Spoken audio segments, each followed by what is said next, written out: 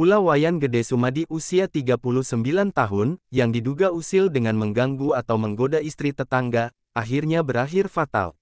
Warga Desa Songan B, Kecamatan Kintamani, Bangli, ini terkapar dan harus menjalani serangkaian tindakan medis atau operasi di bagian wajah dan kepala di RSUP Profesor Murah, Sanglah, di Denpasar.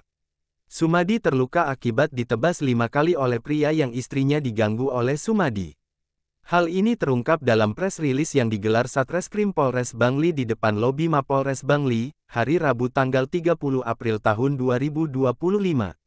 Tersangka penganiaya Sumadi adalah kakak beradik yakni Jero Darsana usia 31 tahun dan Iputu Kutiman usia 25 tahun. Keduanya juga warga Desa Songan B, Kecamatan Kintamani, Bangli. Menurut Wakapolres Bangli Kompol Wila Julinendisa didampingi Kasatreskrim IGN Jayawinangun, dan Kasih Humas AKPI Wayan serta bahwa korban dan tersangka penganiaya masih tetangga, jarak rumah mereka sekitar 100 meter. Diungkapkan pula bahwa Sumadi dan Jero Darsana sebelumnya ada masalah terkait asmara, di mana istri Jero Darsana diduga diganggu oleh Sumadi. Kejadiannya pada tahun 2023. Saat itu pula, permasalahan mereka diselesaikan dengan damai melalui mediasi di Polsek Kintamani. Saat mediasi dulu, selain dihadiri polisi, juga hadir aparat desa setempat, warga atau saksi, dan pihak keluarga kedua belah pihak. Namun Jero Darsana diduga masih punya rasa dendam, sehingga dia berencana memberi pelajaran kepada Sumadi. Kasus penganiayaan tersebut terjadi pada hari Selasa tanggal 29 April tahun 2025 sekitar pukul 0.45 dini hari di depan usaha laundry di Jalan Song Dikit, Desa Songan, Kintamani. Kebetulan Jero Darsana dan Sumadi bertemu berpapasan di sana. Sebelumnya, Sumadi sempat dilihat oleh tersangka saat karaoke sambil minum-minum miras tak jauh dari lokasi kejadian. Tingkah Sumadi tampaknya kian menyulut api dendam Jero Darsana. Dia lalu mengajak adiknya, Kutiman, keluar mencari Sumadi, dengan membawa 2 parang dan 1 senapan angin dengan menaiki sepeda motor. Mereka akhirnya bertemu di TKP saat berpapasan dan sama-sama membawa sepeda motor. Begitu berpapasan, Sumadi melihat kedua tersangka membawa senjata tajam, sehingga dia memilih berbalik arah dan kabur. Kakak beradik ini ternyata mengejar Sumadi.